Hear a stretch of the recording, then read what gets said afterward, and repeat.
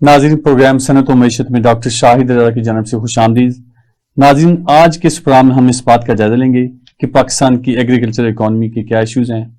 ज़राअत एक बहुत अहम शोबा है। हमारी जो इंडस्ट्री है, हमारा जो मुल्क है, वो ज़राअत पर बहुत ज़्यादा डिपेंड करता है।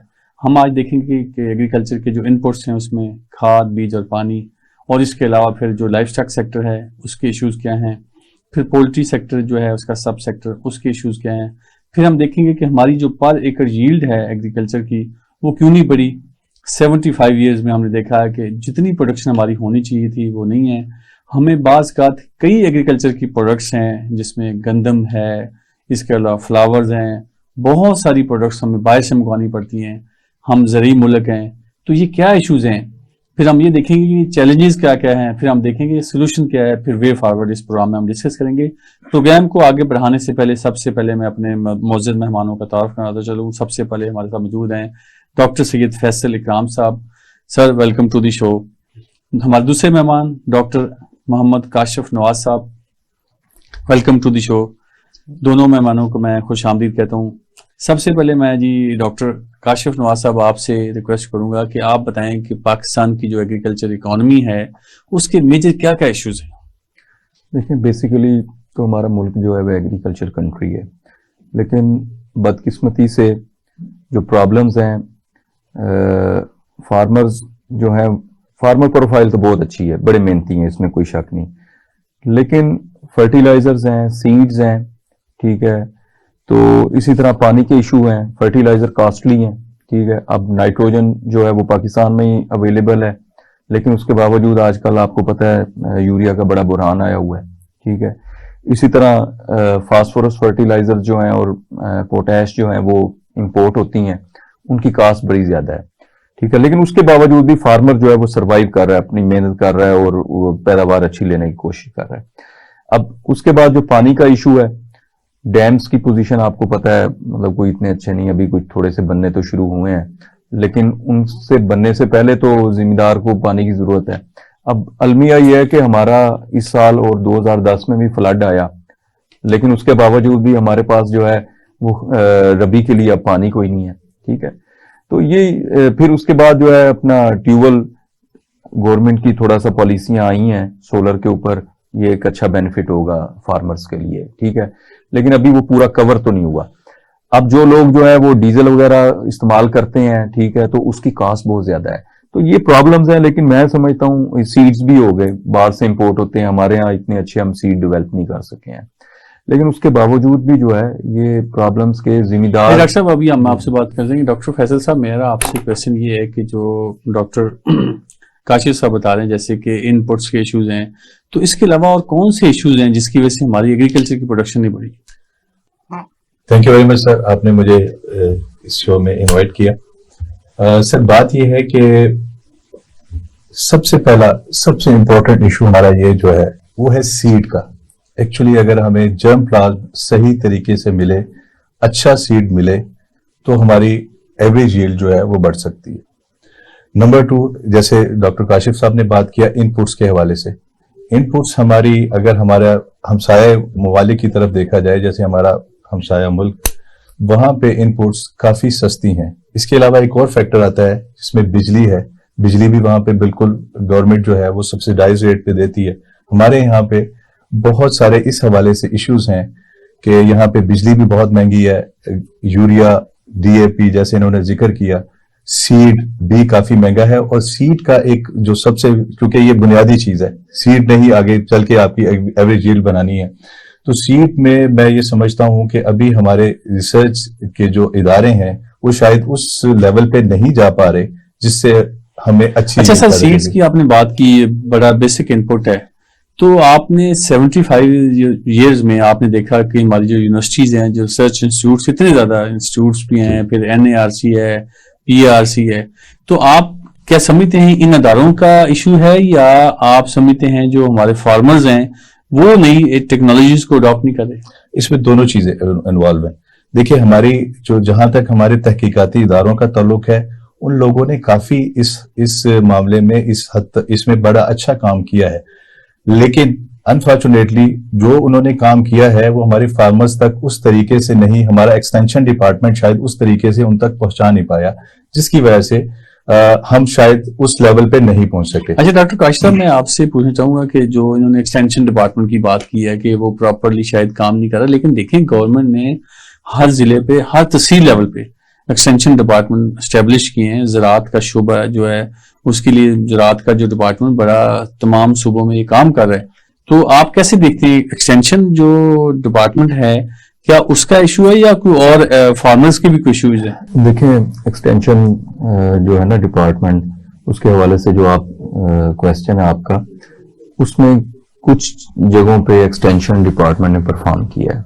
ठीक है, जैसे अभी ओलिव ऑयल है, इसकी जो प्रोडक्शन शुरू हुई है चकवाल वगैरह में, तो वो इन्हीं का एक्सटेंशन डिपार्टमेंट का एक इनिशिएटिव था। तो बाकी अगर आ जाएं तो अपना कॉटन के ऊपर देखें, या मैं मेन कॉटन कहूंगा, ठीक है, वो इस टाइम बड़ी क्राइसिस में है। ठीक है, अच्छा, कॉटन के हवाले से आपने बड़ा एक अहम शोबा हमारा जो कैश क्रॉप है कॉटन जो है, लेकिन मुझे आप सर बताएं कि उसकी जो प्रोडक्शन है, जब हम कंपेयर करते हैं इंडिया के साथ करते हैं, चाइना के साथ करते हैं, तो उसकी पर एकड़ यील्ड क्यों नहीं बढ़ती? वही वाली बात, सीड, अच्छा सीड ही नहीं है हमारे पास। ठीक है, पहले हमारे पास जो सीड थे वो परफॉर्म करते थे। लेकिन सर वो जो उसके साथ वो जो जड़ी बूटियां वगैरह हैं, वो जो बाकी इश्यूज हैं, आप क्योंकि पैथोलॉजिस्ट हैं, पैथोलॉजी को माशाल्लाह आप काफी ज्यादा समझते हैं, तो वो भी कुछ मुझे बताएं, कोई पैथोजेंस के भी कुछ इश्यूज हैं? देखिए, अब तो वैसे ही जो ये ट्रिपल जीन आई है ना, बीटी कॉटन जो, ठीक है, उसके ऊपर तो वैसे ही ग्लाइफोसेट फ्री है। ठीक है, वो आप स्प्रे करेंगे तो जड़ी बूटियों का इतना मसला नहीं है उसके अंदर, वो तो प्रॉब्लम ही हल हो जाता है। ठीक है, फिर उसके अलावा जो है बीटी के आने से जो वर्म्स हैं, ठीक है, अमेरिकन बॉलवर्म वगैरह, वो तो कंट्रोल हुए हैं। ठीक है, तो लेकिन अब इशू ये है कि वो हमारे मौसम के साथ, अब पिछला साल जो गुजरा है उसके अंदर जो है ना वो अनएक्सपेक्टेड रेन्स हुई हैं, वो बीटी उसको बर्दाश्त नहीं कर सकी। अच्छा डॉक्टर फैसल साहब, ये अभी ये बता रहे हैं कि जी अनएक्सपेक्टेड रेन्स हुई हैं, फ्लड्स कर आए हैं पिछले साल, जो ये इस साल भी आए हैं, उससे क्या इम्पैक्ट आया है जो हमारी क्रॉप्स पे, कैसे देखते हैं आप उसको? जी, उसपे देखें, अनएक्सपेक्टेड रेन्स जब आती हैं तो वहां पे इंसेक्ट अटैक ज्यादा होता है, कीड़ों का हमला ज्यादा होता है और बीमारियों का हमला भी ज्यादा होता है।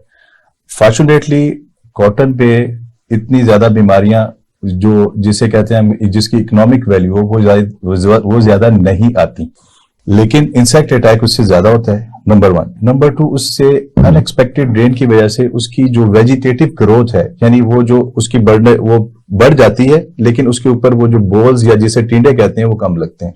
अच्छा, इंसेक्ट्स के वाले से डॉक्टर साहब आप क्या समझते हैं कि इंसेक्ट्स भी एक बहुत बड़ा इशू है, इसको कैसे देखते हैं, इसका इशू, इसको कैसे रिजॉल्व करें हम? ये इंसेक्ट्स का जो बहुत बड़ा प्रॉब्लम है हर जो क्रॉप्स में।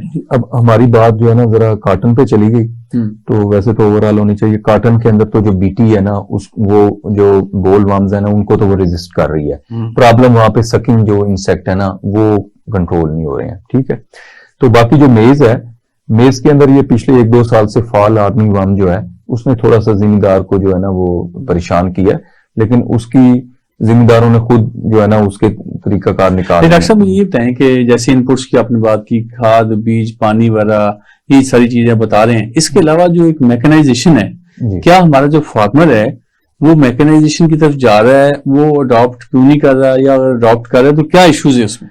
अडॉप्ट कर रहा है, और आप मेरी बात से बड़ा हैरान होंगे, छोटे छोटे जो देहात हैं वहां पे भी जो है वो ये एग्रीकल्चर टूल्स, इक्विपमेंट बन रहे हैं। ठीक है, तो ये अब देखें ना, फार्मर है वो फेसबुक, यूट्यूब, जो सोशल मीडिया उसको देखता है। ठीक है, और वो अपना कहते हैं हमारे इर्द गिर्द के जो दूसरे नेबरिंग कंट्रीज हैं उनके अंदर वो टेक्नोलॉजी देखते हैं, तो उसको वो अडॉप्ट करते हैं। तो अपनी मदद आपके तहत छोटी छोटी इंडस्ट्रीज जो है वो उकाड़ा में, साहिवाल के अंदर, डस्का के अंदर, और उसके अलावा छोटे छोटे जो अड्डे हैं वहां पे डेवलप हुई है। ठीक है, और वो मतलब जितना वो कर सकते हैं वो कर रहे हैं, लेकिन अभी इसमें बड़ी डॉक्टर साहब ये जो भी बात कर रहे थे कि जो मीडिया का रोल है, जिसमें स्पेशली सोशल मीडिया का रोल है, अभी एग्रीकल्चर डिपार्टमेंट में एक हेल्पलाइन भी बनाई है, तो आप समझते हैं कि जो सोशल मीडिया पे जो हमारा फार्मर है वो कनेक्टेड है और उसको कैसे देख रहा है, नई टेक्नोलॉजी अडॉप्ट करने में उसका क्या रिस्पॉन्स है? जी डॉक्टर साहब, उस पे अल्हम्दुलिल्लाह मैं काफी इस हद तक मुतमईन हूं कि हमारे बहुत सारे जो प्रोग्रेसिव फार्मर्स हैं वो इस सोशल मीडिया से कनेक्टेड हैं। बट अनफॉर्चुनेटली सोशल मीडिया पे कोई ऐसा सीन नहीं है कि आप ये जज नहीं कर सकते सिवाय ये जो हमारी एग्रीकल्चर हेल्पलाइन है जिससे आपको सही इंफॉर्मेशन मिलेगी। बट बाकी जितने भी चैनल्स हैं उनके ऊपर कोई ऐसा कोई बैन या कुछ इस तरह की चीज नहीं है कि आप वो डायरेक्टली अप्रोच करते हैं फार्मर्स को, और बहुत सारे वहां पे मसले आ सकते हैं और आते भी हैं।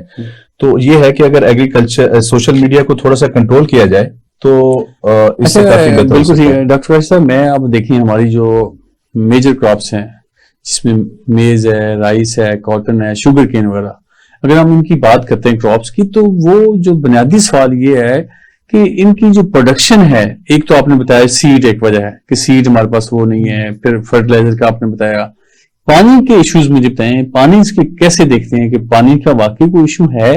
पानी का बहुत बड़ा इशू है और कैसे? आगे आने वाले वक्तों में देखें नहरी पानी हर जगह तो पहुंच ही नहीं रहा, ठीक है। तो उसके लिए ट्यूबवेल का लोगों ने सहारा लिया हुआ है। अब ट्यूबवेल का सहारा लिया हुआ है तो उसके लिए जो है वो या तो सोलर लगाएंगे, ठीक है, या फिर उनको जो है ना अपना क्या टर्बाइनें वगैरह उनकी ये अपना डीजल से चलेंगी। तो डीजल महंगा ही है ना, वो सस्ता तो नहीं है।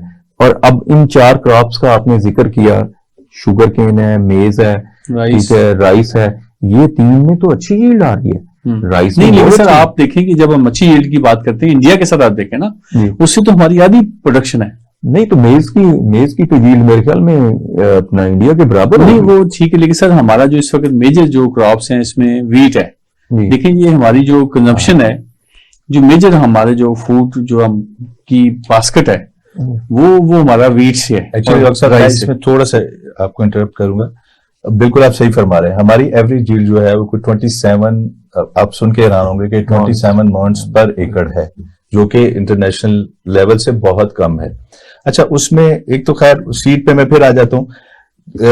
जैसे आपने बताया कि पुअर क्वालिटी ऑफ वाटर, ये बहुत बड़ा इशू है हमारे यहाँ। अच्छा, पुअर क्वालिटी से जब आप बात करते हैं इससे मुराद क्या है? इससे मुराद यह है कि नमकियात वाला पानी, आप एक सिंपल जुबान में हम कहते हैं कि वो नमकीन पानी जिसे कहते हैं, जिसमें कुछ सॉल्ट्स हैं जो कि हमारी जमीनों के नीचे जो अज्जा है, खुराकी अज्जा है, वो पौधा खुराक ले नहीं पाता, जिसकी वजह से उसमें प्रॉब्लम आ जाती है। अच्छा, उसके हवाले से थोड़ा सा ये था कि पिछली गवर्नमेंट ने भी, इस गवर्नमेंट ने भी थोड़ा सा काम किया था जिसे हम ड्रिप इरिगेशन कहते हैं। वो ड्रिप इरिगेशन से एक तो फायदा ये होता है कि एक तो वेस्टेज ऑफ वाटर कम होती है, और सेकेंडली आप अपने लेवल पे उसको उस पानी की रेक्लेमेशन कर सकते हैं, उसको ठीक कर सकते हैं, और वो पानी जाया नहीं होता। अच्छा डॉक्टर फैजल साहब बड़ी अच्छी बात करें, लेकिन सर मुझे बताएं, मेरे ख्याल में तो अभी भी हमारा 70% 80% जो फार्मर है वो ड्रिप इरिगेशन, जो नई वाटर टेक्नोलॉजीज हैं पानी की इरिगेशन के लिए, वो यूज नहीं करते। तो मुझे आप नहीं समझते कि इससे पानी जाया होता है? अब देखें ड्रिप इरिगेशन है, बहुत सारे स्प्रिंकलर्स वगैरह का मेथड्स हैं जिससे पानी आप यूज कर सकते हैं, ट्यूब्स लगा के आप करते हैं। तो क्या आप समझते हैं कि जो कितने % फार्मर जो हमारे वो नई टेक्नोलॉजीज को अडॉप्ट करते हैं, यही मैकेनाइजेशन है, तो ये इशू नहीं एक बहुत बड़ा? आप सही, असल में ये जो ड्रिप वाली टेक्नोलॉजी है ना, हमारा फार्मर उस लेवल पे नहीं है अभी, ठीक है। तो वो अपना और कुछ थोड़ा सा अनफॉर्चुनेटली ये जो टेक्नोलॉजी है सही तरह जो है ना इसको यूज नहीं किया गया, ठीक है। तो कुछ प्रॉब्लम्स आए हैं, तो इसलिए थोड़ा जिम्मेदार जो है ना रिलेक्टेंट है। हालांकि गवर्नमेंट की सब्सिडी भी आई इसके ऊपर, तो इसलिए थोड़ा सा जो फार्मर्स हैं और वो थोड़ा सा पेचीदा भी है, क्योंकि उसके अंदर जो है वो तो ये सर जो अवेयरनेस, जो डॉक्टर साहब समझते नहीं कि ये जो एग्रीकल्चर डिपार्टमेंट है वो तो एग्रीकल्चर ज़राअत का शुबा जो है, उसके लिए जो एग्रीकल्चर जो हमारे डिपार्टमेंट है वो तो क्लेम करता है कि जी हम फार्मर को अवेयरनेस दे रहे हैं, बहुत सारे मीडिया के थ्रू, टीवी चैनल्स के थ्रू, पीटीवी के प्रोग्राम्स हैं, सोशल मीडिया के थ्रू, हेल्पलाइन के थ्रू, वो तो सारी इंफॉर्मेशन तो उनको मिल रही है अब तो देखें जो थाल का एरिया है, ठीक है, उसके अंदर ये ड्रिप इरिगेशन कामयाब हुई है, ठीक है। ये जो मतलब दूसरा इरिगेटेड एरिया है, इसके अंदर फार्मर्स अभी इसके ऊपर नहीं गए हैं, उनको वैसे पानी अवेलेबल हो रहा है तो वो कहते हैं हमें अवेलेबल है, तो वो इस टेक्नोलॉजी पे जा रही है। अच्छा डॉक्टर साहब, फैसल साहब मैं आपसे एक क्वेश्चन करूंगा कि हमारी जो बहुत सारी बंजर जमीन है पाकिस्तान में, बहुत सारे एरियाज हैं, साउथ पंजाब में, सिंध में, बलोचिस्तान में, जहां बंजर जमीनें पड़ी हैं, बैरन लैंड्स हैं जिसको हम बोलते हैं, तो उनके लिए कोई आपके ख्याल में कोई गवर्नमेंट कुछ कर रही है, या जो फार्मर्स हैं उसके लिए क्या किया जाए कि हम अपने जो छोटे फार्मर्स हैं उनको छोटे छोटे लैंड्स दे दिए हैं, 2-2 एकड़ 5-5 एकड़ दे दिए जाएं, तो क्या समझते हैं कि जो बैरन लैंड्स को हम उसको आबाद कर सकते हैं और उससे एग्रीकल्चर में अंदर रेवोल्यूशन आ सकता है? सर बहुत खूबसूरत क्वेश्चन है आपका, और ऑलरेडी इस पे काम भी हो रहा है और मैं भी उसका एक बेनिफिशियरी हूँ। 2010 में बीइंग एग्री ग्रेजुएट, मैं बेसिकली बहावल नगर से हूँ, तो मुझे फोर्टाबाज के करीब जो कि एक सरहदी इलाका है, वहां पे चोलिस्तान का एरिया है, तो वहां पे मुझे भी कुछ जमीन अलॉट हुई 12 एकड़ के करीब, और वहां पे बिल्कुल रेत थी और उसको फिर हमने उसको रेक्लेमेट किया। तो डेफिनेटली गवर्नमेंट कर भी रही है और करना भी चाहिए उसको। और एक जो ड्रिप इरिगेशन के हवाले से मैं बात कर रहा था, ड्रिप इरिगेशन बड़ी हेल्पफुल है क्योंकि उन इलाकों में हमारे पास पानी नहीं है, तो ड्रिप इरिगेशन वहां पे बहुत अच्छा रोल प्ले कर रही है। कुछ डॉक्टर फैसल साहब, अभी हमें छोटी सी ब्रेक लेनी। नाज़रीन, हम यहाँ लेंगे छोटी सी ब्रेक के बाद गुफ्तगू सिलसिला दोबारा यहीं से शुरू करेंगे कि जो ड्रिप इरिगेशन है या जो बाकी इरिगेशन के नए जो सिस्टम है, जदीद सिस्टम्स हैं, हम उसको अडॉप्ट क्यों नहीं कर रहे। Stay with us.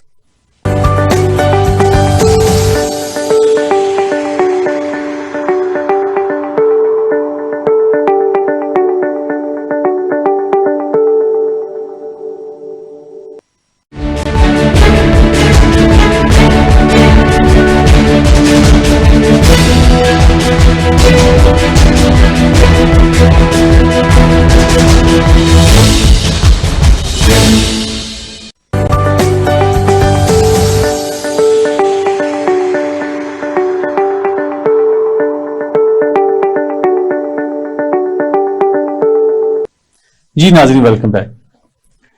नाज़रीन, हम वक्फे से पहले ये बात कर रहे थे कि जो हमारे जो जदीद जो मैकेनाइजेशन के सिस्टम्स हैं, क्या वो हमारा जो फार्मर है वो एग्रीकल्चर में उसको अप्लाई कर रहा है कि नहीं कर रहा। डॉक्टर फैसल साहब, हम आपसे ये बात कर रहे थे कि जो हमारे जो जदीद सिस्टम्स हैं, स्प्रिंकलर्स हैं, वाटर इरिगेशन सिस्टम्स हैं, इसी तरह से हल चलाने के जो नए टूल्स आ गए, नई टेक्नोलॉजी आ गए हैं, उसको कैसे देखते हैं कि क्या हमारा फार्मर उसको वाकई अडॉप्ट कर रहा है, उसकी तरफ से इश्यूज है, या उसके पास वो पैसा नहीं है, उसको लोन्स नहीं मिल रहे, उस वाले से? डॉक्टर साहब, इसमें मैं थोड़ा सा पॉजिटिव साइड पे रहता हूँ। हमारे कुछ प्रोग्रेसिव फार्मर्स जो हैं वो इस नई टेक्नोलॉजी को अडॉप्ट कर रहे हैं। जैसे ब्रेक से पहले हम जिक्र कर रहे थे ड्रिप इरिगेशन का, तो मैं कुछ ऐसी कंपनीज को जानता हूँ कि जिन्होंने काफी बड़े लैंड होल्डिंग्स ली हैं चोलिस्तान में, और वहां पे ड्रिप इरिगेशन लगा के उस जमीन को आबाद कर लिया। इसी तरह जहां तक बात है फार्म मैकेनाइजेशन की, तो जो हमारे प्रोग्रेसिव फार्मर हैं वो काफी हद तक इससे अवेयरनेस उनमें है और वो इसको अडॉप्ट भी कर रहे हैं। यस, बात आ जाती है कि कुछ इक्विपमेंट्स काफी महंगे हैं जो कि हमारा छोटा जो फार्मर है वो नहीं ले पाता, तो उसके लिए गवर्नमेंट ने सब्सिडी दी है। कुछ लोग उससे फायदा भी उठा रहे हैं, लेकिन अनफॉर्चुनेटली मैं फिर वो एक्सटेंशन डिपार्टमेंट पे आता हूं कि वो शायद उस तरीके से कन्वे नहीं कर पा रहे उन लोगों तक कि वो इस सब्सिडी से फायदा उठाएं। तो यही मैं समझता हूं कि अगर थोड़ा सा हमारा एग्रीकल्चर डिपार्टमेंट भी इसको थोड़ा सा करे। डॉक्टर साहब, इस पे बात कंटिन्यू करते हैं। डॉक्टर साहब, अभी जो हमारे इस साल जो फ्लड्स आए बहुत ज्यादा, पिछले साल 2022 में जो फ्लड्स आए 2022 में, उसके मुझे बताएं कि कुछ ज़राअत के ऊपर क्या असरात आए हैं और फ्यूचर में आने के लिए हमारे ऊपर और क्या असरात आएंगे, और इसके लिए इसका हल क्या है? देखें, ये तो बहुत बड़ा डैमेज हुआ है। डीजी खान डिवीजन सारी तकरीबन जो कोई सलमान के साथ जो पट्टी थी सारी, एक तो दरिया सिंध में, ऊपर से जो हिल टोरेंट्स हैं, ये रोद कुइयों का जो पानी आता है, उसने बड़ा डैमेज किया और कपास की फसलें सारी, धान भी कुछ था वहां पे, ज्यादा कपास होती है, खत्म हो गई। ये सारा सिलसिला वहीं से केपीके से और सिंध तक आपको पता ही है।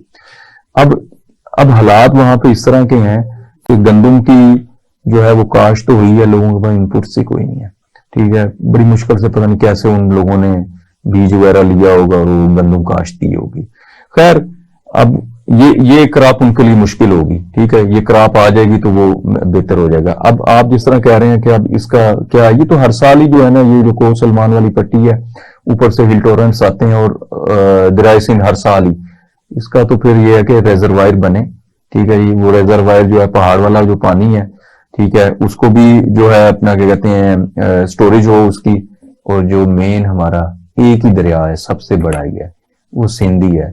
उसके ऊपर डैम्स बनेंगे, उसका पानी जो है वो स्टोर होगा, ठीक है, तो ना ये प्रॉब्लम्स होंगे। और जो सारी जमीनें बंजर पड़ी हैं आप बलूचिस्तान कह रहे हैं कि सिंध में, जो वाटर रिजर्वायर्स हैं उनकी स्टोरेज वगैरह नए डैम्स बने चाहिए, तो डॉक्टर फैसल साहब आप कैसे देखते हैं कि डॉक्टर साहब ने, काशिफ साहब ये कह रहे हैं कि जी नए डैम्स बने चाहिए, तो आप कैसे देखते हैं इनको? अच्छा एक्सक्यूज मी, नए डैम बन रहे हैं जी ठीक है, अभी इनमें 2-4 साल थोड़ा मतलब लगेगा, वो वही बन जाते हैं। एक काला बाग वाला तो वैसे ही एक है, चलो वो नहीं है, तो ये 2-3 बन रहे हैं, इनके ऊपर जरा हर गवर्नमेंट कमिटेड रहे कि ये बनाने हैं। और जो फार्मर कम्युनिटी है और हमारे जैसे लोग भी जो है इसके ऊपर जरा अपनी आवाज उठाए रखें कि जी ये बने, तो बन जाएंगे, उससे काफी हद तक बिजली के भी। जी डॉक्टर फैसल साहब आपका इस क्या है? पे बिल्कुल इन्होंने जैसे सही फरमाया, मैं समझता हूँ थोड़ा सा एक कंट्रोवर्शियल इशू होगा। बहरहाल कालाबाग डैम अगर बन जाए तो उससे काफी जो है हमारा फायदा हो सकता है। 1 Kalabagh dam is equal to 367 smaller dams. तो अगर कालाबाग डैम बन जाता है तो इससे हमारे काफी जो मसाइल हैं, वो पानी के इश्यूज जो हैं वो हल हो सकते हैं। बाकी फ्लड भी, वो डेफिनेटली फ्लड को भी वो रोकेगा, क्योंकि इतना रिजर्वायर जब आप पानी का वहां पे इकट्ठा कर लेंगे तो डेफिनेटली वो इधर फैलेगा नहीं बाकी इलाकों में। तो मेरा जो है बात जो मैं करना चाहता हूँ वो ये है कि अगर कालाबाग डैम बन जाए तो काफी नहीं सारे सर, issues चले हमारे कालाबाग हो डैम ठीक है, बाकी जी। डैम्स भी और भी हैं, वो भी उस पर भी बातचीत हो रही है। डॉक्टर साहब मैं आपसे, काशिफ साहब, जो बड़ा एक अहम शोबा है हमारा ज़राअत का, R&D, रिसर्च एंड डेवलपमेंट, उस रिसर्च के हवाले से आप समझते हैं कि जो पाकिस्तान में 70 सालों में जो रिसर्च है, क्या उस लेवल की हुई है जिससे हम अपनी सारी प्रोडक्शन को बढ़ा सकें? इस पे क्या आपका क्या पॉइंट ऑफ व्यू है? देखिए किसी हद तक तो इदारों ने काम किया, ठीक है, और उसमें हमें कामयाबी मिलती रहेगी। लेकिन अब इस टाइम ऑलमोस्ट सारे सीड्स, मेज है, सारा इंपोर्ट होके आ रहा है, ठीक है। उसके अलावा राइस है, अपना दूसरा कोर्स राइस की बात कर रहा हूँ, ओपी के अंदर परफॉर्म किया हमारे इदारों ने, अभी भी 1-2 अच्छी वैरायटियां आ गई हैं अपना उसके अंदर, फाइन राइस के अंदर जो बासमती है उसके अंदर। तो कोर्स का तो सारा सीड जो है वो चाइना से इंपोर्ट होके आ रहा है, ठीक है। शुगर केन की वैरायटीज हैं, अच्छी वैरायटीज हैं। अब जो वीट है इसके अंदर बहुत ज्यादा जरूरत है रिसर्च की, क्योंकि इन्होंने कहा इंटरनेशनली, मैं कहता हूँ इंटरनेशनली छोड़ें, ये 3-4 ईरान, इंडिया, इनसे ही कंपेयर कर लें, हम सबसे पीछे आ रहे हैं, 26-28 मन आ रही है। उसकी वजह हमारी गर्म इलाका है ना, तो हमारी वैरायटीज जो है उनमें रेजिस्टेंस नहीं है हीट के अगेंस्ट, तो वो उसमें डेवलप हो जाए तो बहुत बहुत बेहतर हो सकता है। अच्छा एक और चीज में, R&D की बात हुई है तो फ्लड की भी आप बात कर रहे थे, प्लांटेशन, पंजाब, सिंध, पूरे पाकिस्तान में ये जो प्रोजेक्ट्स है ना अपना दरख्त लगाने वाले, इनको जो है ना इन्हांस करना चाहिए बहुत, इसको इससे क्लाइमेट और एनवायरमेंट इससे क्लाइमेट। अब ये देखें, मैंने आपको शुरू में कॉटन पे कहा अनएक्सपेक्टेड रेन्स हुई हैं, अब हम सीड वालों को भी नहीं कह सकते हैं, ठीक है, वो कह रहे हैं अनएक्सपेक्टेड रेन हुई है और 2 महीने बारिश होती रही है, वैरायटी क्या परफॉर्म करती। तो अब रेगुलेट करना है ना अपना इन्वायरमेंट को, क्लाइमेट को, तो उसके लिए तो डॉक्टर साहब ये अभी जो बता रहे थे कि जो फ्लड्स आए हैं इसमें अगर हमारी फर्स्ट के वाले से डिफोरेस्टेशन थी, फोरेस्टेशन होनी चाहिए, ये बात करें तो आप क्या समझते हैं कि अगर हमारी ट्रीज की प्लांटेशन हो तो जो क्लाइमेट चेंज और एनवायरमेंट के इश्यूज हैं उसको कैसे हम बेहतर कर सकते हैं? डेफिनेटली सर, इसमें एक तो अर्बन फॉरेस्ट, जो हम अर्बन फॉरेस्टेशन हमने स्टार्ट की थी, इसको कंटिन्यू करते रहना चाहिए। और सेकेंडली बैरन लैंड्स जैसे आप कह रहे हैं, इनको भी हमें आबाद करना चाहिए। थर्डली मैं ये समझता हूं कि जितना ज्यादा हम एग्रीकल्चर के इस सेगमेंट को हम फरोग देंगे कि हम घरों में भी जो है वो दरख्त लगाएं, पौधे लगाएं, ताकि किचन गार्डनिंग की बात करें, किचन गार्डनिंग पे, जी बिल्कुल, किचन गार्डनिंग पे हमने काफी काम भी किया है और लोगों को अवेयरनेस भी दी है इस हवाले से, और हमने बीज भी मुफ्त जो है वो प्रोवाइड किए हैं लोगों को इस हवाले से कि वो घर में ये, मतलब पिछले दिनों अगर टमाटर का अगर आप रेट लें तो काफी ऊपर था। अगर आपके घर में टमाटर लगे हों, इसी तरह बाकी सब्जियां अगर आपके किचन गार्डनिंग में आप में मौजूद हैं तो आप काफी हद तक इससे। लेकिन जो है ना ये किचन गार्डनिंग बाहैसियत कौम जो है ना, हम इस तरफ आए नहीं है। कितने लोग हैं जो घरों में सब्जियां उगा रहे हैं? मेरे ख्याल में 1% भी नहीं होंगे। और इसमें डॉक्टर साहब एक चीज मैं और करना चाह रहा हूँ, दुनिया में अब वर्टिकल गार्डनिंग की तरफ जा रही है लोग, जैसे हम हाई राइज बिल्डिंग की तरफ जा रहे हैं, तो दुनिया अब वर्टिकल गार्डनिंग की तरफ जा रही है, यानी इतने से कमरे में वर्टिकल एक्सपेंशन आप कहते हैं कि सारी चीजें वर्टिकली उसमें अपनाएं। जी कंट्रोल्ड एनवायरनमेंट में हम जो है सब्जियां उगाना शुरू कर दी हैं, दुनिया में हो चुका है, हमारे यहाँ भी ये सिस्टम। अच्छा सर, ये डॉक्टर साहब फैसल साहब भी बात कंट्रोल फार्मिंग की बात करें, तो जो टनल फार्मिंग है एक बहुत बड़ा एक दुनिया में, इस पे काफी ज्यादा आप इसकी वर्टिकल एक्सपेंशन कर सकते हैं अपने फ्रूट्स के लिए, वेजिटेबल्स के लिए, सारी चीजों के लिए। तो टनल फार्मिंग के हवाले से क्या इश्यूज हैं पाकिस्तान में? टनल पे बहुत टनल लग रही है पाकिस्तान में। फार्मर्स जो वेजिटेबल्स के हैं बहुत परफॉर्म भी हो रहा है, ठीक है, और अर्न भी कर रहे हैं उससे। बाकी इशू है उसके अंदर फिर वही वाली बात है कि टनल का जो स्ट्रक्चर है वो अब शॉपर जो है वो काफी कॉस्टली हो गया, ठीक है जी। उसके अंदर स्टिक्स आती हैं, ठीक है, वो महंगी हो गई हैं, वो इनपुट्स महंगे हो गए हैं। बाकी तो सीड्स हैं, कुछ कंपनीज हैं जो पाकिस्तान में भी प्रोड्यूस कर रही हैं सीड्स, ठीक है, मैं नाम नहीं लेता उनका, लेकिन ये बड़ी अच्छी बात है वो प्रोड्यूस कर रहे हैं, ठीक है। तो वो अच्छे सीड्स भी हैं और अपना कहते हैं उसमें अपना इकोनॉमिकल भी है फार्मर्स को। तो इसमें टनल फार्मिंग के अंदर तो लोग काम कर रहे हैं और ये बहुत अपना नहीं सर, टनल फार्मिंग में काम तो कर रहे हैं, लेकिन देखिए अगर टनल फार्मिंग में बहुत ज्यादा काम हो रहा हो तो इस वक्त जो हमारी सब्जियों की प्राइसेस हैं, जी जी, जितनी भी सब्जियां हैं जो बेसिक हमारे डेली किचन में यूज होती हैं, उनकी प्राइसेस बहुत ज्यादा है। वो तो सर देखे ना, फ्लड की वजह से पूरा डैमेज हुआ, सिंध का कितना सारा एरिया डैमेज हो गया, ठीक है। मतलब आपको केपी का भी आपको पता है, अर्ली जो अब टोमेटो है या अनियन है वो तो सिंध से आता है, वो तो सारा वहां पे अपना कहते हैं फ्लड की नजर हो गया, उसकी वजह से ये प्रॉब्लम आया है। वरना टमाटर जो है वो अच्छा डॉक्टर साहब, ये जो टनल फार्मिंग की हमने बात की है, तो आपके ख्याल में कौन कौन से और इश्यूज हैं जिसकी वजह से टनल फार्मिंग अब उस लेवल पे नहीं है जिस लेवल पे होनी चाहिए थी? आपको कोई इश्यूज लगते हैं जी, तो उसकी फिर कैसे देखते हैं? जी, इसमें मैं समझता हूँ कि फार्मर को सही रहनुमाई नहीं दी गई, नहीं मिली। अच्छा, होता यह है इसमें कि किसी एक साल में टनल फार्मर जो है वो काफी अच्छा बेनिफिट उसको मिलता है, अगले साल वो शायद उस तरह का बेनिफिट नहीं ले सके, जिसकी वजह से लोगों ने इसमें इतना ज्यादा इंटरेस्ट शो नहीं किया, जो मेरी ऑब्जर्वेशन है।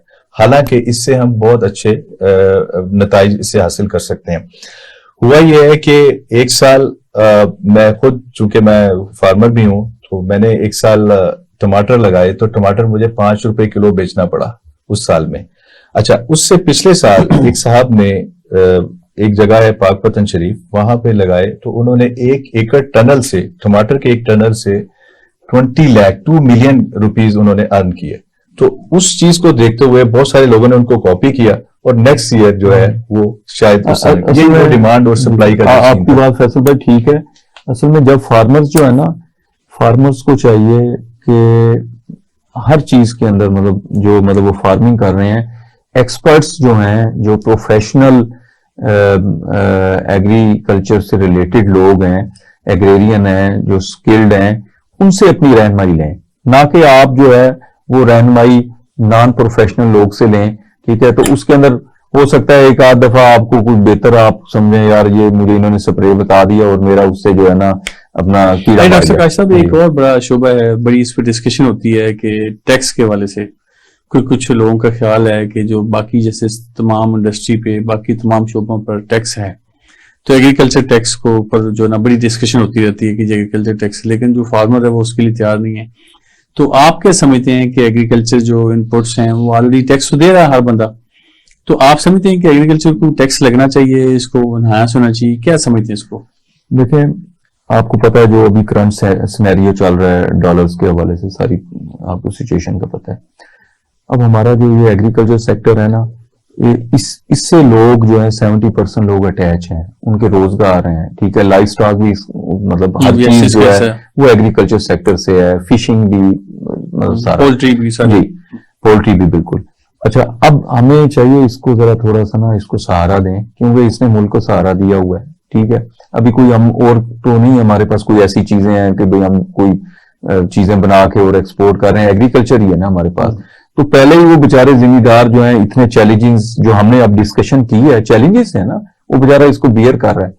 तो अब एक और हम अगर उसके ऊपर टैक्स लगा देते हैं तो वो उसके लिए और प्रॉब्लम। अच्छा डॉक्टर फैसल साहब, मैं आपसे जो अगला क्वेश्चन मेरा ये है कि किन्नू है, ये हम एक्सपोर्ट्स करते हैं हर साल ये वो, तो और ये सिट्रस जो है इसकी बड़ी प्रोडक्शन है सरगोदा की तरफ जो है कई एरियाज में जैसे हैं, तो इसकी प्रोडक्शन के भी बड़े सारे इश्यूज हैं। तो क्या आप समझते हैं कि इसकी प्रोडक्शन को और बढ़ाकर हम जो पाकिस्तान की एक्सपोर्ट्स को बढ़ा सकते हैं? कैसे देखते हैं इसको? जी बिल्कुल, 95% ऑफ द किन्नू जो है वो दुनिया में जो एक्सपोर्ट हो रहा है वो पाकिस्तान कर रहा है, अल्हम्दुलिल्लाह।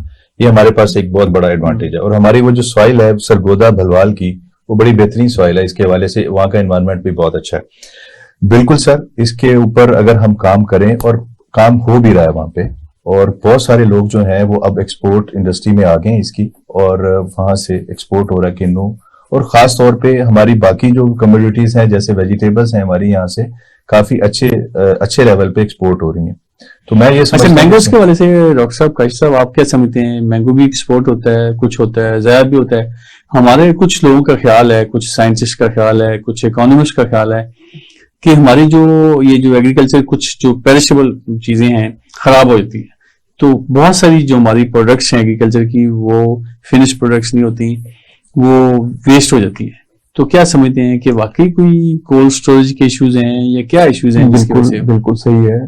देखें, अब तो टेक्नोलॉजी ऐसी आ गई है कि आपने जो है ना वेजिटेबल्स जो हैं उनको अपना कहते हैं, एक तो पहले कोल्ड स्टोर था ना, अब एक फ्रेश प्रोड्यूस आपके जो है वो अपना आपके स्टोर ऐसे हैं जिनके अंदर आपके वो पड़े हुए हैं। ठीक है। अच्छा, अब आपको जिस टाइम जो है ना मार्केट के अंदर किसी चीज की जो है ना वो कमी हो जाती है, तो आप वही जो है ना अपना क्या कहते हैं प्रोड्यूस अपनी मार्केट। अच्छा डॉक्टर साहब, अभी हम एक छोटी सी ब्रेक लेंगे। नाज़रीन, यहाँ हम लेंगे एक छोटी सी ब्रेक के बाद दोबारा गुफ्तगू सिलसिला यहीं से शुरू करेंगे कि पाकिस्तान के जो एग्रीकल्चर प्रोडक्ट्स हैं कुछ ज़ाया हो जाती हैं, उसकी कोल्ड स्टोरेज के इश्यूज हैं, उसकी ट्रांसपोर्टेशन इश्यूज हैं, इसको हम दोबारा डिस्कस करेंगे वक्फे के बाद। हमारे साथ रहिएगा।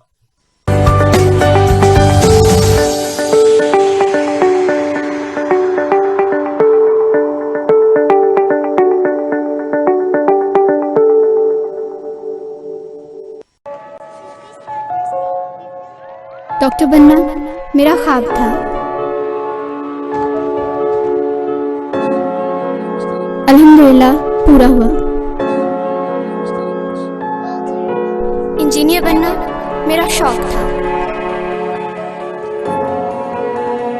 अल्हम्दुलिल्लाह मैं कामयाब हुई। हमारे ख्वाबों को पूरा किया निसार गर्ल्स कॉलेज ने। Nisar Girls Colleges, ultimate environment, highly qualified faculty, purpose-built campus, air-conditioned classrooms और laboratories, जदीद तरीन कंप्यूटर लैब, शानदार लाइब्रेरी, आरामदेह कैफेटेरिया, हैवी ड्यूटी जनरेटर्स और ट्रांसपोर्ट की सहूलत के साथ निसार गर्ल्स कॉलेजेस दाखिले जारी हैं। FSC pre medical, pre engineering, ICS, ICOM, FA, BCom, BSc, BA, Nisar girls colleges, adjacent Heera CNG, GT road Kharian. Phone 053-7611-897 up to 99।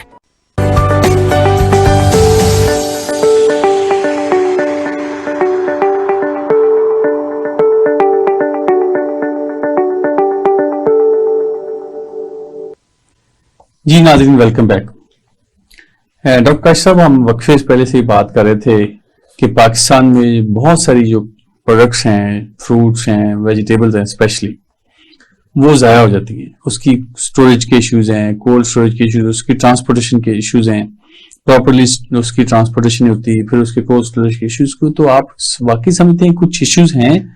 देखिए, कुछ इश्यूज तो है ना, लेकिन सवाल ये होता है कि हमारे पास एक चीज एक्सेस है, ठीक है, तो एक्सपोर्ट होनी चाहिए ना। ठीक है, तो उस एक्सपोर्ट के अंदर हर मुल्क में हमारे एम्बेसडर मौजूद हैं, पूरा एक सिस्टम मौजूद है। ठीक है, तो हमें उसको भी मोबिलाइज करना चाहिए कि उन्हें पता हो कि ये जिस कंट्री के अंदर है कि यहाँ पे इस चीज की जो है ना, इस वेजिटेबल की है। ठीक है, अब देखें, अभी तो प्राइवेट सेक्टर में ही जा रही है ना चीजें, एक्सपोर्ट हो जाती हैं। ठीक है, वो हर कंपनी अपना जोर लगाती है जहां उसको कोई ऑर्डर मिल जाते हैं। जब इसको थोड़ा सा इन्वॉल्व करके तो क्यों चीजें बचेंगी? चीजें एक्सपोर्ट होंगी। ठीक है, हमारे पास जो है ना वो अभी तो टमाटर जो है वो हमारे पास जो है ठीक है वो है ही नहीं है, इतना महंगा हुआ हुआ है आजकल, तो खैर चलो आ गया। तो एक वक्त ऐसा होता है जैसे इन्होंने कहा 5 रुपए में बिक रहा होता है, लोग फेंक के जा रहे होते हैं। वही चीजें ऐसे हमारे कोल्ड स्टोर हों जिनके अंदर उनको हम स्टोर कर लें। ठीक है, और जैसे ही जो है ना, अच्छा हमारा एक ऐसा टाइम आता है जिस वक्त जो है ना टमाटर ना सिंध में हो रहा होता है, ना केपी के, ना पंजाब में, उस वक्त उसकी प्राइस अप होती है। अगर वो हमारे पास प्राइवेट या गवर्नमेंट लेवल पे तो होगा ना, प्राइवेट लेवल पे ऐसे स्टोर्स हों, ठीक है, मैंने आपको पता फ्रेश जो है वो जो मतलब काफी 2-3 माह तक जो है ना वो उसको स्टोर कर सकते हैं। ठीक है, और वो खराब भी नहीं होती हैं, तो वो मार्केट में दे दी जाए। ठीक है, चाहे वहां से एक्सपोर्ट हो, चाहे वो अपना हमारी मार्केट में आ जाए। अच्छा डॉक्टर फैसल साहब, एक जो बड़ा अहम शुबा है आजकल जिसपे बड़ी काम हो रहा है, ऑर्गेनिक फार्मिंग।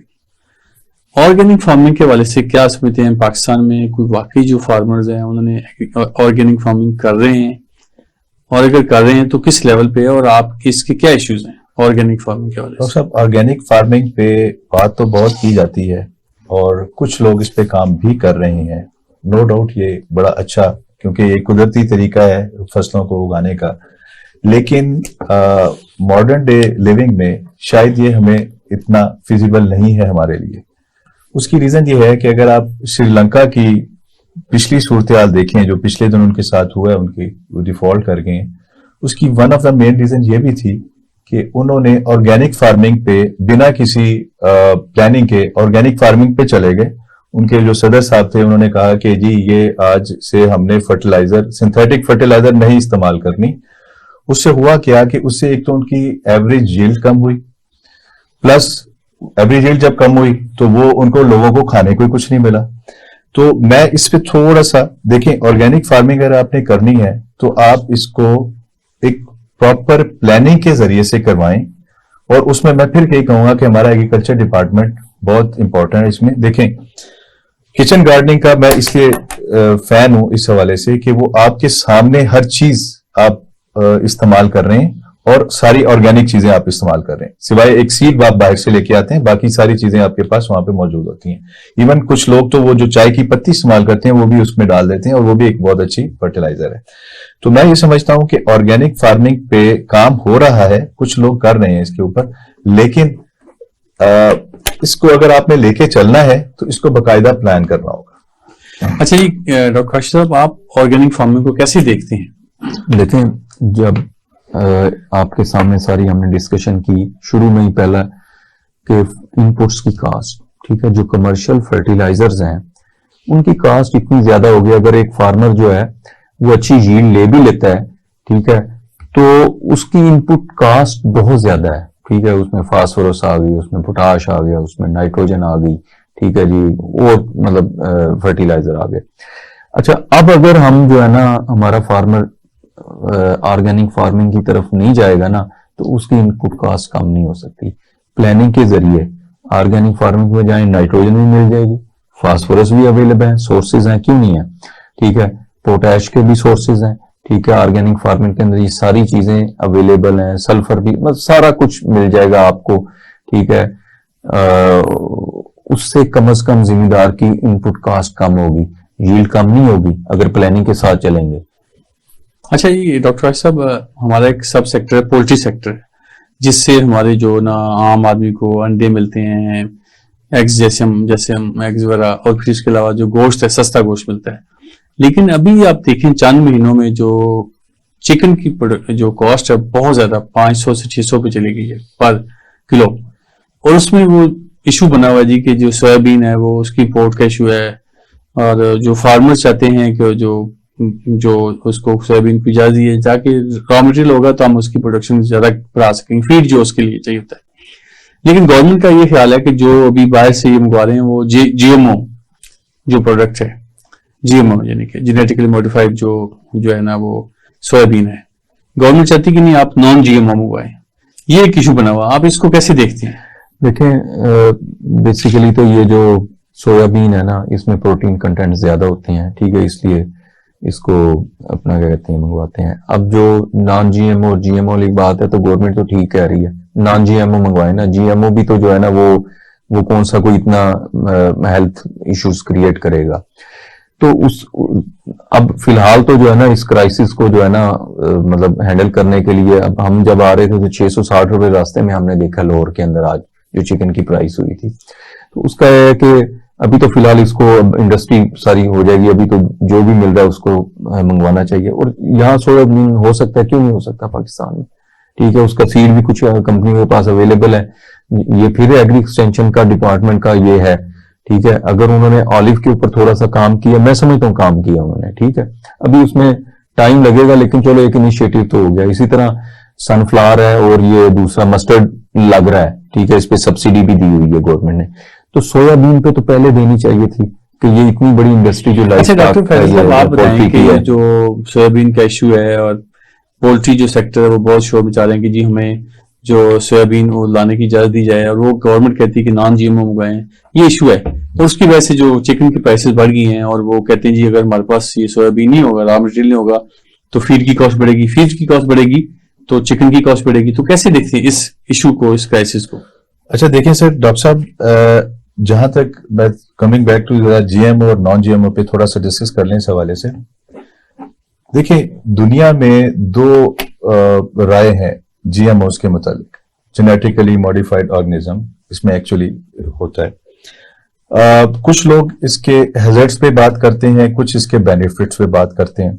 तो इन दोनों चीजों को एड्रेस करना चाहिए पहले कि सोयाबीन कितना हैजर्डस है या नहीं है।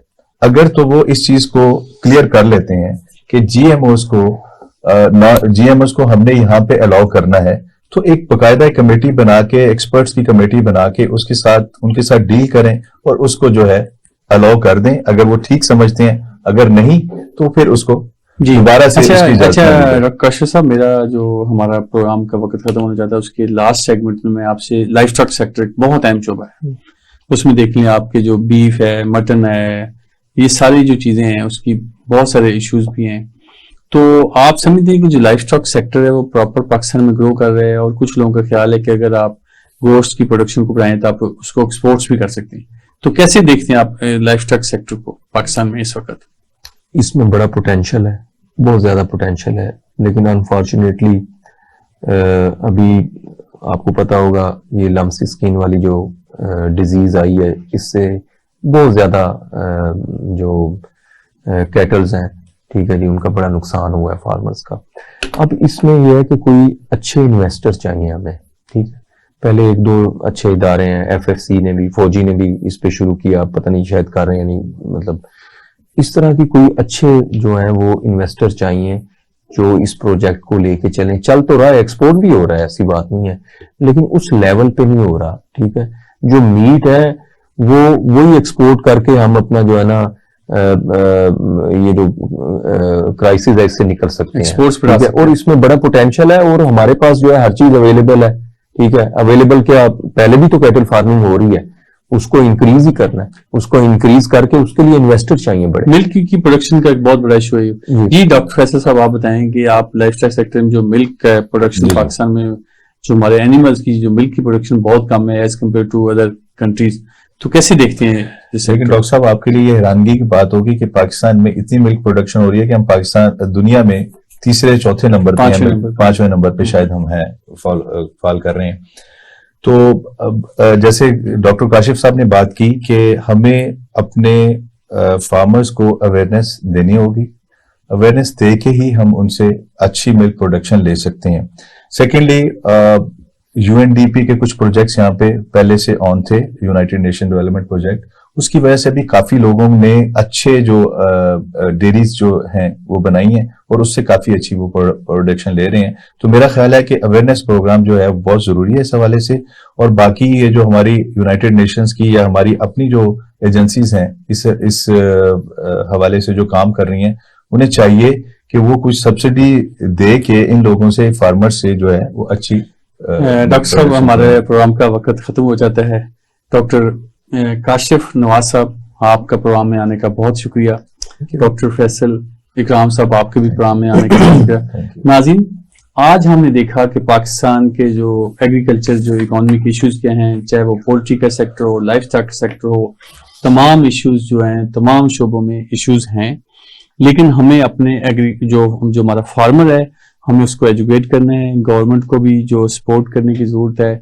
जब तक गवर्नमेंट और फार्मर्स दोनों एक पेज पर नहीं होंगे, ये शोबा तरक्की नहीं कर सकता।